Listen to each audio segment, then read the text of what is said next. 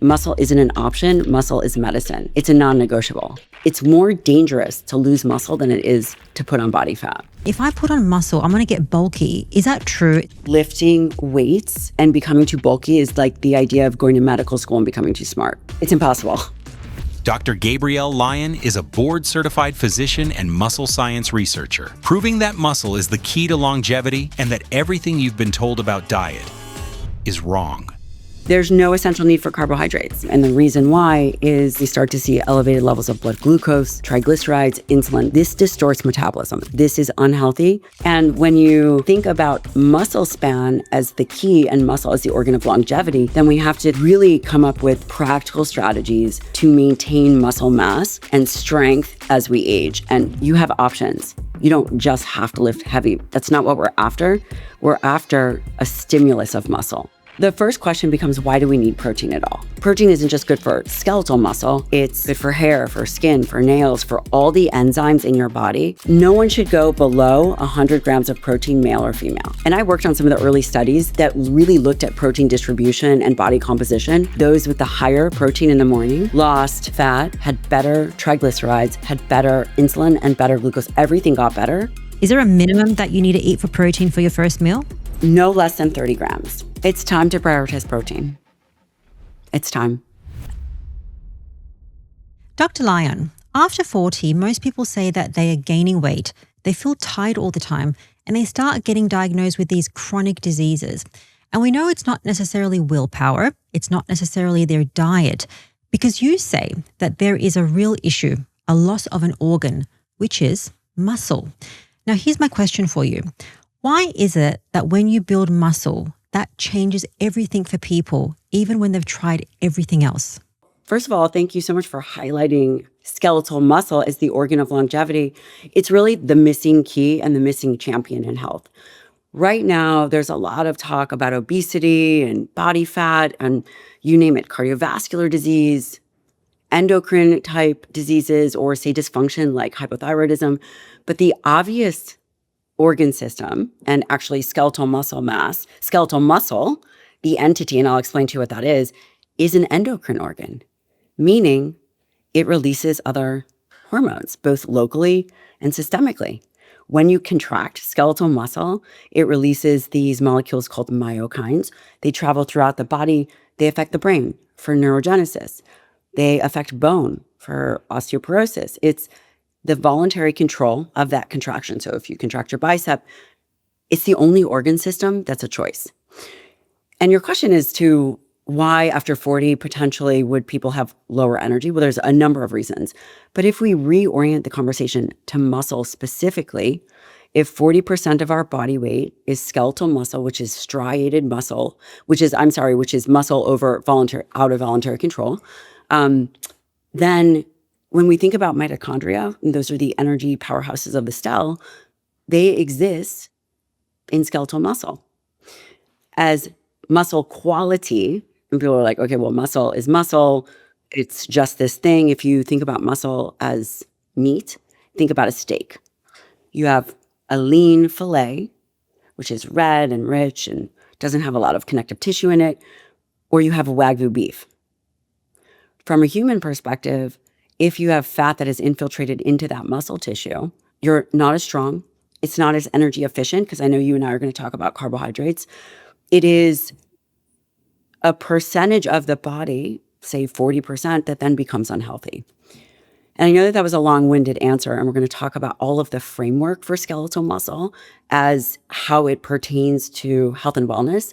But again, redefining it as an endocrine organ is critical.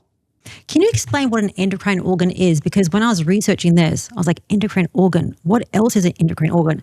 The adrenals, pituitary gland, the thyroid. So people associate that with disease. Like think of thyroid and then you have Hashimoto's, which is a disease. So muscle is an endocrine organ. So can you explain for my viewers why that is so important for your hormones? Yeah, it is.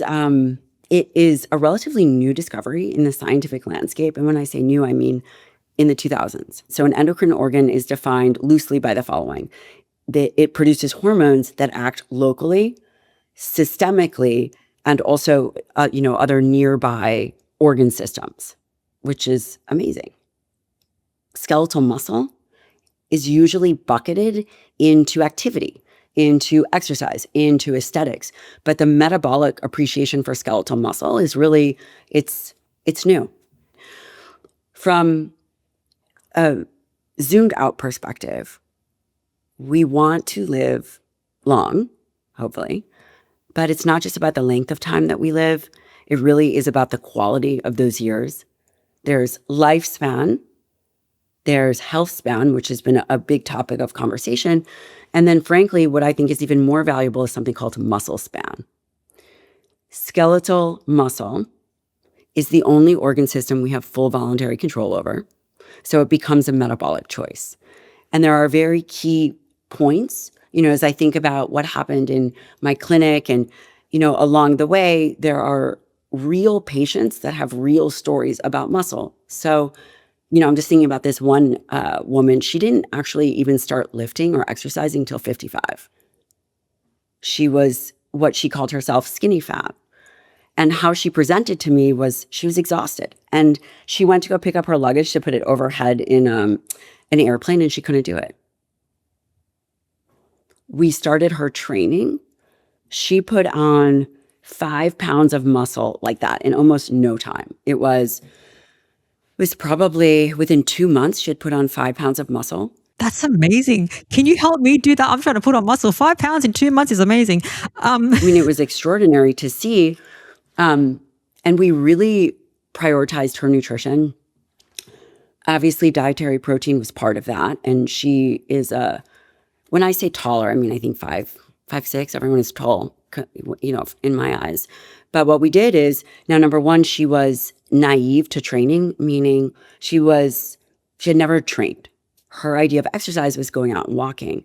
And from a listener or viewer perspective, walking is great, but walking really only focuses on a particular muscle type. We talk about muscle, and there's, loosely speaking, there's type 1 and type 2 fibers. Type 1 fibers are those kind of endurance type fibers that are, they're the long and the lean. You might see runners have them. And then there's the bigger, bulkier fibers, which are those type 2 fibers when we think about, say, like a bigger bicep or a bigger, fuller muscle. It's for strength. And as we age, there's a switch between the fiber types. There's a shift from type 2 fibers, which is strength, the bigger, bulkier mass, to type 1 fibers. We've all seen this with our aging parents or grandparents. It's all of a sudden they shrink.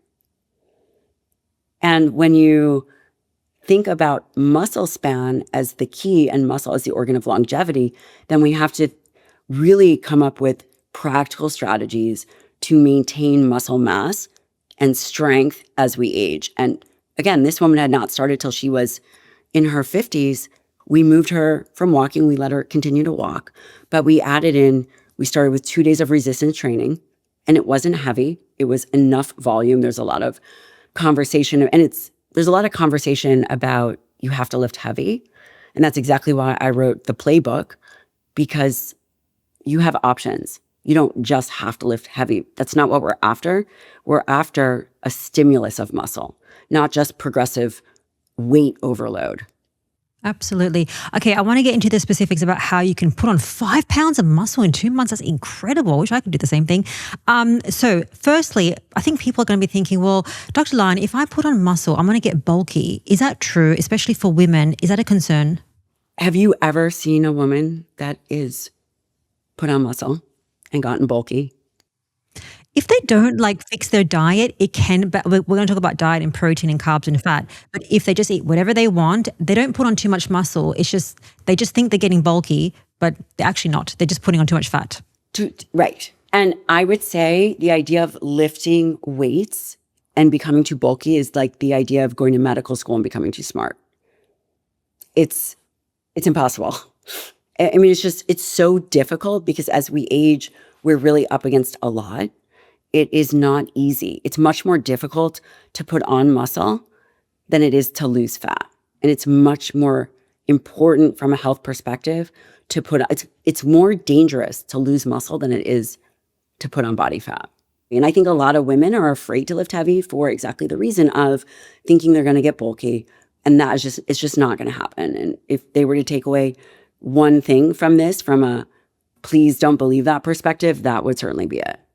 Yeah, I'm trying to make this open to men and women because my audience is split between men and women. And I just want women to really pay attention to muscle is really important. And as a woman who's 42, I shied against doing muscle or weight training for a long time because of that fear. But then as you get older, you understand that loss of muscle mass, so many different diseases. Let's understand the science of body recomposition. This is the fun part. Can you build muscle and lose fat at the same time? From my perspective, I think it's much better to focus on one thing or the other. Could you do it? Yes. Would I say probably better to focus on one or the other? For example, if you're thinking about losing weight, losing fat specifically, then we know we have to protect skeletal muscle. And that would be a diet that prioritizes dietary protein and resistance training. And again, there's a lot of data out there that supports this. It's not just one paper, but you're talking about years of evidence. Okay, so what you're saying, if somebody's goal, and hopefully it's not just their goal, but if they just want to lose fat, you need to prioritize protein, think about how much you're eating, and do resistance training. Those are the three keys so that you can protect any muscle that you do have. But we need to build muscle, which we're going to talk about now, the keys to building muscle. And the first step is diet. The first step is training. Oh, training? Okay. The first step is training. And for years, I felt that it was, if you were to ask me, and listen, they're both important. You require amino acids, proteins. You require that. Those are essential to build muscle. But if you were to look at which has the more impactful influence, especially if you're young. So if you're young, you're already very anabolic. It's driven less by dietary choices. There's a lot more flexibility. But as you get older, the muscle tissue changes. The muscle tissue changes from a physiology perspective. It becomes something called anabolically resistant. And anabolism is growth. It becomes resistant and less efficient to dietary protein. When you utilize resistance training, you can sensitize the muscle. And then when you add in more total dietary protein, older muscle can respond like younger muscle. And I think that's extremely important for women and men that are listening to this, and you'll find this, that what you did in your 20s doesn't really work in your 40s, but we can become really smart as to how to do that. So you're saying that training is more important than prioritizing protein if you want to build muscle, if you have to pick one. I thought it'd be protein. The reason I bring this up is because think about it. You could have the perfect diet for protein, and it might protect the body composition that you have. Maybe you'll go through some recomposition, but that training stimulus piece, because of what it does to the tissue, is irreplaceable. It's just irreplaceable. There's more flexibility in diet, but less flexibility in training from a importance perspective, not program perspective, but from an importance perspective. And again, they're both critically important. Okay, so how about we do this? We talk about protein and then the fat and the carbs so that people can understand how to design their diet. But then obviously we have to talk about the training, which is the resistance training.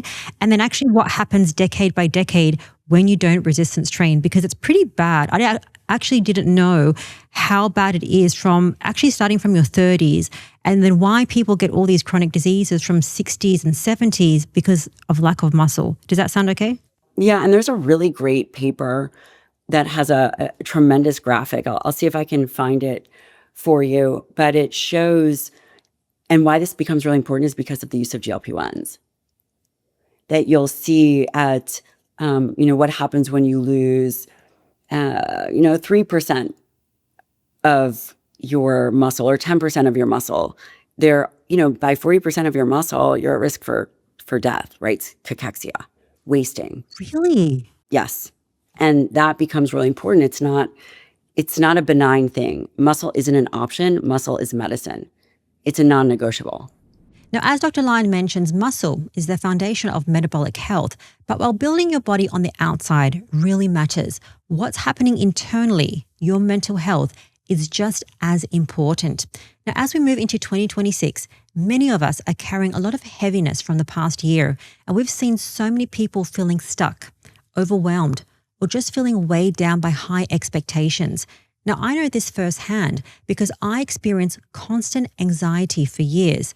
And along with changing what I eat, therapy was actually the thing that changed everything for me. I realized that my overthinking, like always telling myself, Rena, you're not good enough, was a weight I didn't even know that I was carrying. And my therapist helped me challenge those thoughts by simply asking, well, what if that thought is not true?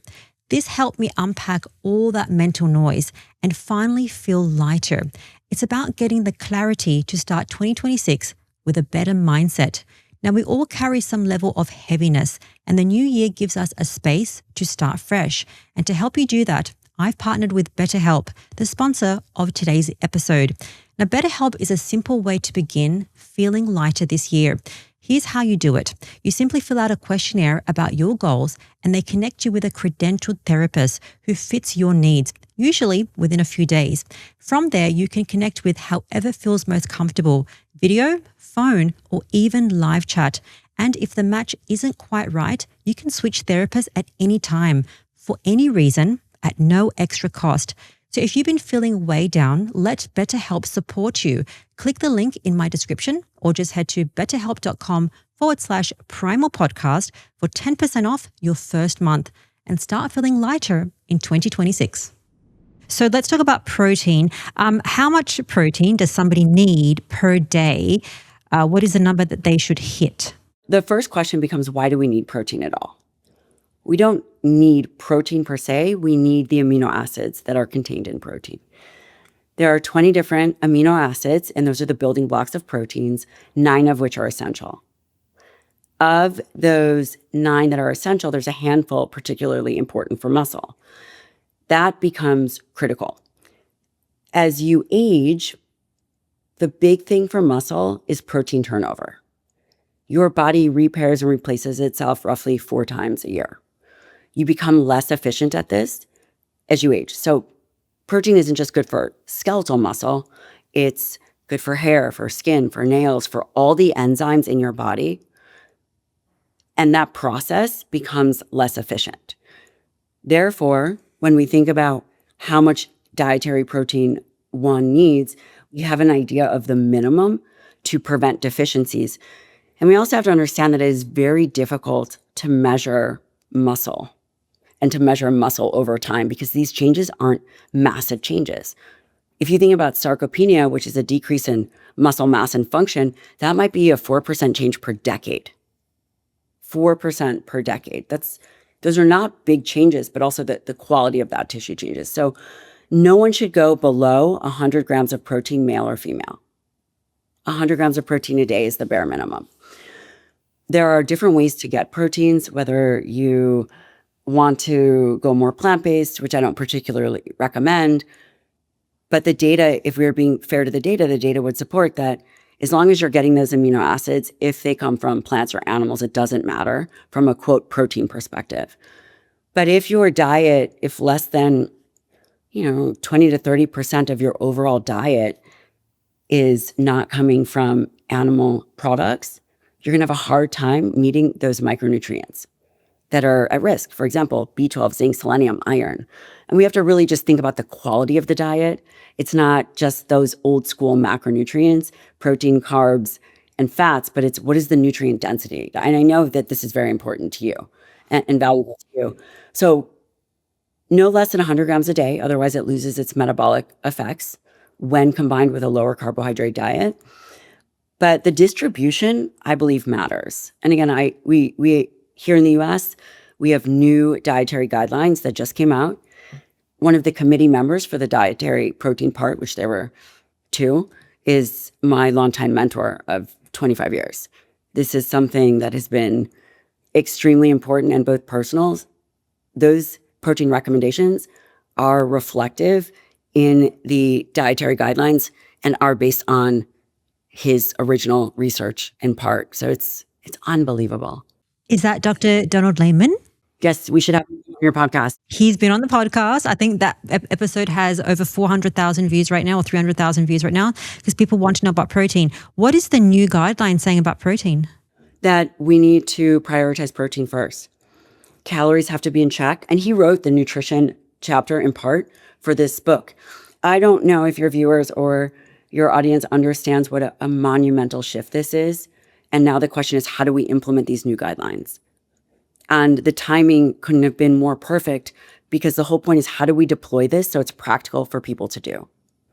How it is practical for people to do. The old guidelines really talked about the RDA, which the RDA is not in the guidelines, but this was kind of the target. It was all about a minimum amount of protein, but to eat more grains and carbohydrates. So the food guide pyramid has been now flipped on its head, and the mainstay is really dietary protein. It's the primary focus. And then, of course, more fruits and vegetables, but whole foods. The emphasis is on whole foods, which is something very meaningful. I know that you talk about this a lot. The current recommendation now focuses on a more optimal protein amount, and that is 1.2 to 1.6 grams per kg, which is double the RDA. That's really great. And that's similar to, that's what Dr. Lehman mentioned in our episode, and what people need to aspire to, even if they're not resistance training. So can we make that really clear? That's a really good point, because that was some of the criticisms about the new guidelines, is that if you're not resistance training, I'm really glad you brought that up, that why would someone consume that? And the reality is, if you understand protein metabolism, then you understand that it's about protein turnover, and also these amino acids. So for example, threonine is an essential amino acid that is required for mucin production in the gut.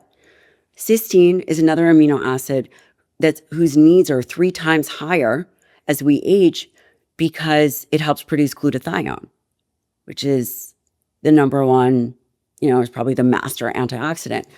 The idea that protein is only for those that are resistance training it's false. And then one would have to think, well, what would be your other choices? How else would you design a diet? And that would be my question to them. Absolutely. So that's brand new information, that the food pyramid has just been flipped in the US. So brand new recommendation to prioritize protein. So you did mention protein timing. You have a concept to bookend your protein. What does that mean? The reality is that we have to protect muscle as we age. Nearly all the data is based on that first meal coming out of an overnight fast. And there's a reason. It's very easy to measure. There's less variables at that first meal. And we know that there's a muscle protein synthetic response that is robust for that first meal. I don't really care when that first meal is, but that first meal, and I worked on some of the early studies that really looked at protein distribution and body composition. And this was when I was at the University of Illinois. What they did is they took 2 groups, and one group had a standard American breakfast that was higher carb, lower protein. The other group had a higher protein, lower carb breakfast. Both had around 1,600 calories. So the calories were exactly the same. The group that had the low protein was set at the RDA, which is 0.8 grams per kg, the current recommendation for the minimum protein amount. They lost more lean mass, and they had worse blood sugar regulation. And again, I'm going through the study kind of fast, because it just highlights that those with the higher protein in the morning, and the higher protein, I think it was 1.6 grams per kg. So they doubled the protein intake, lost mostly fat, had better triglycerides, had better insulin and better glucose. Everything got better, and nothing changed. The calories were exactly the same. That's just one example. By simply reorienting or bookending the first meal and really the last meal, although there's not a ton of data on that last meal, it makes perfect sense because you're going into an overnight fast. Okay, so let's just say someone's eating 100 grams of protein, and typically I see people eat about 2 meals a day. That's generally what they eat. So do 50 grams of protein for your first meal. Would that be all right? Is there a minimum that you need to eat for protein for your first meal? No less than 30 grams if you're more mature. And again, your listeners and viewers, whether you're male or female, they really have to get this right. That first meal is arguably the most important. And it's the most important for a number of reasons. The first meal after coming out of an overnight fast is going to set you up metabolically. And you can imagine that if you have a high carbohydrate meal perhaps you're not around training, you have an increase in blood sugar, and then you have a drop. You're hungry, you're tired, your blood sugar is not regulated. With this drop, you can have an increase in stress hormones. So you might find that you're getting more anxiety, or, there's a fail-safe mechanism. Maybe you have an increase in catecholamines, these compounds that make you searching for things, for food. It gives you like a little bit of anxiety. You don't want that. And you don't want that first thing in the morning. If you get that first meal right, then by that second meal, again, the second meal doesn't have to be huge. Let's say they're eating 2 meals a day. But by that last meal before they go into an overnight fast, again, makes a lot of sense. Yes. And a lot of people don't eat that much protein. I would say in that first meal, definitely. Let's give people some ideas of best proteins to eat to hit that 50 grams of protein. So I'll give you an example. So a lot of my group, they can be like carnivore, keto, low carb. And let's just say in the morning, they might have some fat and 2 eggs or 3 eggs. I'm like, that's not enough protein. That's like 21 grams of protein in 3 eggs. So imagine you're saying to hit that minimum 30 or even 50 grams of protein. If you're having eggs, that's 6 eggs, 5 to 6 eggs. It's quite a lot. It's easy to eat the fat, but not easy to eat the protein. So I'd like to spell out exactly how much protein and the best sources and how much that kind of is, so that people can say, wow, that's a lot, Dr. Lyon. And that's actually what these guidelines reflect. I had another woman in my practice. She was very fit and she was keto. Her diet was roughly 70% fat and the rest was protein, almost no carbohydrates.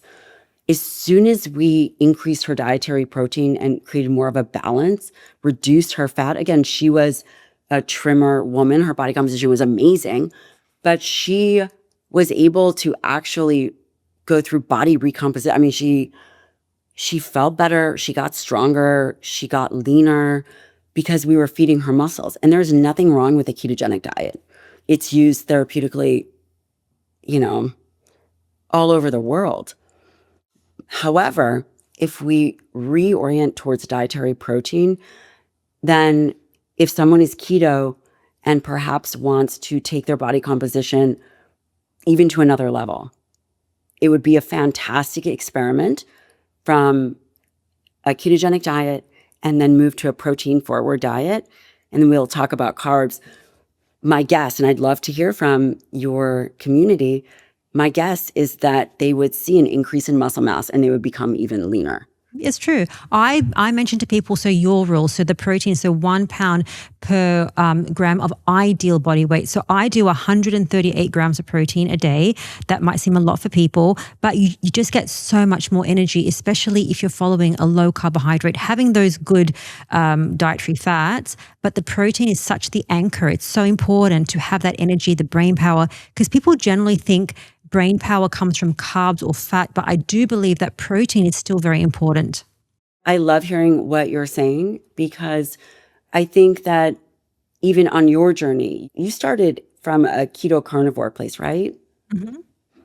And then the focus was whole foods and higher fat. Wasn't really protein. Is that fair to say? Fair to say, yep.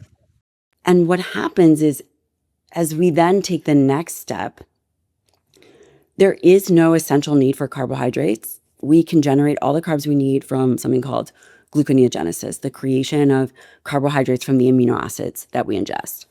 And as we do that, we allow for more flexibility. Because again, what you're saying is absolutely right. You said your brain feels like it functions better. My guess is that your metabolism and your metabolic profile is fantastic because you're prioritizing not just protein, but also healthy muscle mass. And again, we see this clinically. Perfect. I also weight train 4 times a week and do about 8,000 steps a day. So I also exercise, don't you worry. Okay, so what's the 5 best protein foods that you would say to someone to eat every day? Now, there's always choice, but my personal favorite, meat, eggs. I love Greek yogurt. I love salmon. In our house, we eat a lot of eggs and we eat a lot of lean beef. So red meat is totally fine for someone to eat. Yes. There's been narrative and then there's been science. And that's why this is such a huge deal because it's going to trickle down and also impact the rest of the world. We're we're globally connected, food and otherwise. Red meat is part of a healthy diet and can be part of a healthy diet.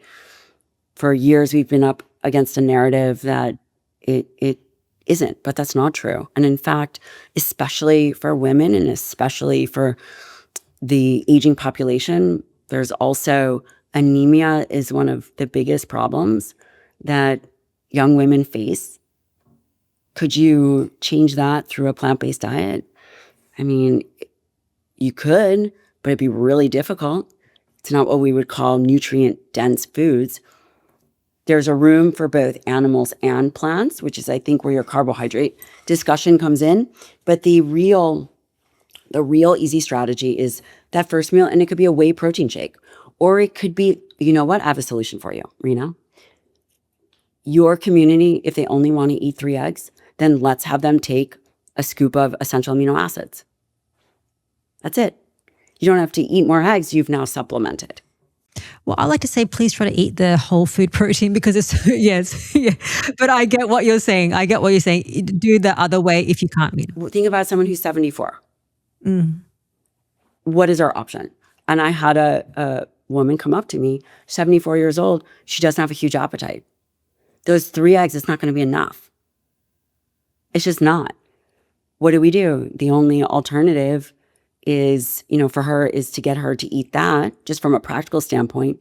But then if she can supplement with some type of amino acids versus the alternative is not having it at all, I worry about sarcopenia. I worry about these things from a survivability standpoint, but totally agree with you. Whole foods is always the go-to. Now, as Dr. Lyon mentions, muscle isn't just about looks. It's a key for metabolism, insulin, and aging well. But most people just focus on food. But what we put in our skin and our hair also matters. Ingredients like parabens, phthalates don't just sit on your skin. They can actually get into your bloodstream. They can mess up your hormones and even affect your metabolism and insulin. And that's why we created the Primal tallow balms, soaps, and now our new shampoo bars. Everything that we make is chemical free. It's made from 100% grass-fed tallow, which is packed with vitamins A, D, E, and K2. There is no preservatives. There's no fake fragrances. There's just stuff that your body actually recognizes. And I've been using the unscented soap, shampoo, and body wash, this one right here, and they gently cleanse without stripping anything. And if you're in the US, our USA store is now open. That means faster shipping and cheaper prices for you. And for the next 14 days, get up to 30% off our new shampoo bars and body wash. Just head to theprimal.com/shampoo or use code shampoo at checkout. There's also a link in the first line of the description. Perfect. Okay, so that's protein. I do want to say one point that people should not be worried about too much protein damaging the kidneys and the issue of gout. This is probably something maybe in the back of their minds, but it does not. And if you want to know more information about that, reference Dr. Donna Lehman. I'll leave that in the description. But I do want to ask about carbohydrates. I'll give you some patient examples. Yeah. And because this could be somebody listening and then they would understand how many carbs they need, because we know the protein amount, so we spelt that out, but carbs can vary. So if someone is in their 30s or 40s, they have no chronic disease and they don't exercise, you're probably going to be like, why don't they exercise? How many carbohydrates do they need and why? There's no essential carbohydrate need. There is no essential carbohydrate need. So first I want to clear that up. The next question is, what is important to them? Whether it's carbohydrates or fats, it's interchangeable. What do I mean by interchangeable? Protein, you prioritize protein for muscle, for all body functions, for your architecture. Then from a calorie perspective, you get to make the choice. If you're very physically active and you do well on carbohydrates, then you make your decision there. Ideally, what we talk and where we teach people, both Donald Lehman and I, and also with these new guidelines, is really a third of your plate could be fruits and vegetables. It doesn't have to be. So I want us to be very clear. Could someone not eat any carbohydrates and as long as they're getting protein and fat be totally fine? Yes. To the best of my knowledge, yes, they could be. And then 1/3 of their plates could be other carbohydrates. If someone was building a diet where they wanted carbohydrates, let me say that again, they could have 1/3 of their plate protein, which is the first thing that you eat. And then if they're physically active, They could have 1/3 of their plate from fruits and vegetables and 1/3 from starchy carbs. Do they need those starchy carbs? No, they don't. This is just how do we provide flexibility for real people? And I say that because I'm still a practicing physician. And because I'm still a practicing physician, I'm seeing people. I see what their struggle is. And in an effort to meet them where they are, there's flexibility. But need is a very strong word. There's no need. Oh, okay. So that would make sense that there's no biological or essential need to eat carbohydrates. But then the question is, if you then want to train, which we'll talk about training protocols, you want to build muscle, do you need to eat carbohydrates or can you have it from prioritizing protein and eating fat? Yeah, it's not a need. There isn't a need. If someone wanted to build muscle, the first thing is really overall calorie consumption, getting enough protein. It's not very efficient for protein to be converted to glucose, but someone could. Again, it also depends on what training and endurance sports they're after. But from a personal perspective, there would be no problem. From an efficiency perspective, is it hard to get? So the athletes that I work with, it's typically hard for them to get a ton of calories. My husband has actually just started doing ultras, which is crazy. And I just think about him and his coach, who's Zach Bitter. I don't know if you know Zach Bitter, has run ultras and he's broken records. And he's a keto carnivore guy, which is so cool. But in order for my husband to get 5,000 calories a day, it's really hard for him from a volume perspective. And I say that when we think about carbohydrates, people get very upset when I say this, typically need to be earned. You have to earn your carbohydrates if it's something that you want to consume. And the reason why is if someone is sedentary, their muscle glycogen and muscle is already full. It's not very healthy. Skeletal muscle should be burning mainly fat. The majority of the fuel at rest for skeletal muscle should be fat. The utilization of glucose comes when there's somewhat of a switch and you're doing more physical activity, you're increasing your VO2 max training. This is important to understand because if you are sedentary and you're already eating a higher carbohydrate diet, you're forcing your body to use glucose as a fuel. This distorts metabolism. This is unhealthy. This is when we start to see elevated levels of blood glucose, triglycerides, insulin. This is painting the picture of metabolic syndrome, which is really unhealthy skeletal muscle. Did you hear the study from Dr. Andrew Kutnick? And he's a co-author of a new study that shows so he was comparing the low carb group or keto group, 50 grams of carbs a day, and this is for elite triathletes, compared to a high carb diet, 380 grams of carbs a day. And it was showing that there is no difference in performance and the amount of carbohydrates. And this is when the athlete is fat adapted. I love that. Yeah. So it's just interesting. And it kind of correlates to what you were saying, which is this huge carbohydrate need for athletes is not actually true, that we can actually have less carbohydrates. And for the general population that's not so active, you don't need as many carbohydrates. You have to earn them, as exactly you're saying. You probably don't need any at all. What ultimately ends up happening is you deprioritize other nutrient-dense foods if you're eating a bunch of processed carbs and stuff like that. It's just so not good for people. Absolutely. Let's move on to training. So the most important piece of this whole thing. So if somebody wants to do resistance training, what is a simple minimum effective dose that they can do to start their training protocol? If you go from 0 to 1 day a week, you're winning. If you go from 0 to 2 days a week, I love it. My ideal world is 0 to 3, some type of either dumbbell or weights. And the rep range is big. The rep range can be anywhere from 6 to 30 reps. And you're like, oh my gosh, well, that's not specific enough. We wrote a very tailored program in this playbook. And this is why I wrote it, for exactly your question. There's not one way to do it right. There's one way to do it wrong, which is not do it. Once you determine how mature in training you are, then you can decide. So for example, I'll give you my mom. My mom is in her 70s. if she picks up our weight training program, which is dumbbells, and she starts 3 days a week and she starts by going heavy, she's probably going to get hurt. If she goes to 8 reps per set, she'll probably get injured. However, if she goes to maybe 12 or 15 for stimulating muscle, then her muscle strength will be put in check so that her tendons can keep up. And again, I recognize that there's a lot of great programs out there from a training perspective, but you have to do 3 days a week. You don't have to, but ideally 3 days a week of resistance training. And typically, I think full body is fantastic. My sweet spot is 10 to 12 reps. Doesn't have to be, but that's really the sweet spot. Your muscles don't know what rep you're on. Your muscles only know how much effort you're putting out. Okay, perfect. What do you think about training to failure? Is that important, especially for women? It is. You train, and training to failure versus training with 1 to 2 reps in reserve. Which is more important, training to failure or 1 to 2 reps in reserve? Probably depends on the health outcome that you're looking for.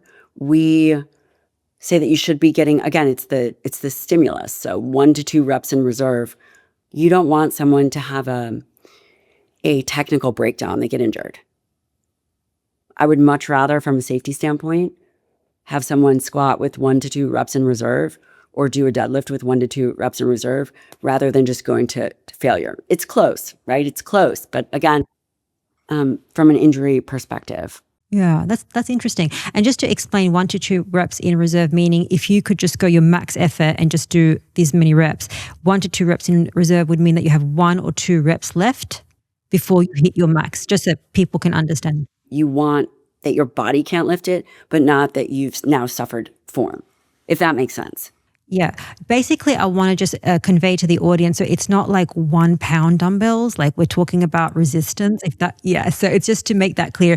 The weight that somebody is going to use is relevant to their strength and how much they can move as well. What would be your best exercises for people to incorporate in those 3 days? Well, this is going to surprise you. Before I tell you that, there are foundational movements that people should be doing all of the time. We are being very direct in terms of the resistance training protocol, but activity is not just in that 45-minute to an hour session. That was probably the biggest change that I saw when I wrote this book. I always thought and focused on that training session as opposed to doing things like bird dog and 90-90 breathing and walking around with a weighted vest and shoulder mobility, all of that. So before we go, okay, well, what is the perfect exercise? It's what are we also doing outside of the gym? And I have a foundational 5, myself and my colleague, Dr. Gerard D'Onofrio, came up with, and we thought about what are the movements that people really need help with to prevent injury. For example, feet, ankle strength. We do a calf raise with adduction. So you think about really grounding your feet. Again, is that a traditional resistance training program? No. But if we want to live well always, we have to begin to think about how do we do that? I will say there are things that there's no perfect exercise. Should people be able to do pushing and pulling and push themselves off the ground and have strong legs? Yes. The exercise selection, if it's a well-designed program, it doesn't really matter. It's not that everybody has to squat or everybody has to deadlift. Perfect. It makes sense. You did put on your Instagram post, which I saw, a push, pull, and leg movement. So a push-up, a pull-up, and you said like a step-up or a backward lunge or a lunge, which I think it's very accessible for most people to be able to perform those movements. Just to give them practical examples of how they could actually start, because it doesn't have to be complicated. And as you said, outside the training, I think that's really important. Movement, don't sit the whole day. So a side question, how bad is it if someone right now is watching and they don't exercise at all? It's the worst thing that they could do for their health. And being sedentary is not neutral. It's a disease state. It's a very bold statement. And I apologize. No, that's good. I want people to have this mindset that they have to move their body. And even this concept of the gym, I mean, you don't have to go to the gym to be healthy and to move. Movement should be in your whole day, from the time that you wake up to the time that you sleep. So whether it's the weighted vest or walking or body weight movements, we have the ability to all move our body so that we just don't get diseases. And this is more than a conversation about aesthetics and vanity. And I know in your Forever Strong book and your new book, the Playbook, you go into so much detail about that, because this is the shift that we need to have in the mentality. It's one of the things I really appreciate about what you're doing is it's not myopic. It really is building better, stronger, more resilient humans. And that's what we're all after. Protein, muscle, keto, carnivore, all of that is the gateway to really liberating people and their own health, which ultimately that's what this conversation is about. And it has to be actionable. And I spent a lot of time thinking. I don't know if you were able to go through the how to think section. That was my next question actually about the Playbook, because, when I went through the book, the first section was all about because you have this, so it talks about the mindset piece and then why your why of doing something, and then you have to fill out answers. And so you're really talking about the mindset of changing the mindset. Why is that so important? How many books did you have as you were reading about nutrition before you're very disciplined and, you already have a lot of these attributes. How many books did you read? How many books did you have as you started your health journey? From the last 20 years, you're asking? I would say about 20 or so. And what was the disconnect between the first book and just sticking with the first book? Just too much information and a lot of bullshit stuff that I never do. Sorry. But was there anything where you couldn't connect? There's so much information and people are very interested in health, but it doesn't mean that they're inspired to actually close the gap. And that's the challenge. And that's why I started with the mind. You have to have an ethos. Why are we doing this, and why are we doing this collectively? There's so many differences of opinions, but if we can set standards for how we think about things and the actions that we take, then it liberates us so that there's room for other things. To think about our kids or our family, it's not this all-consuming. For example, I am a person who trains. I train 3 days a week. I train when I'm tired. I train when I'm hungry. I did miss my training this morning, which I'm going to have to, because I got back very late last night from DC, but I will train today. I set a standard, but I know what those standards are, and I know why I do them. And once you can connect the why, the meaning, you anticipate challenges. You anticipate your own human weaknesses to show up, but you're prepared for them. I wanted to create a playbook to help people figure that out. Right now, there's usually a book where it's all about mindset, or a book where it's solely about training. And then there's another book about nutrition. This book is the book that I had originally wanted to write. It's very meaningful. I don't say that lightly.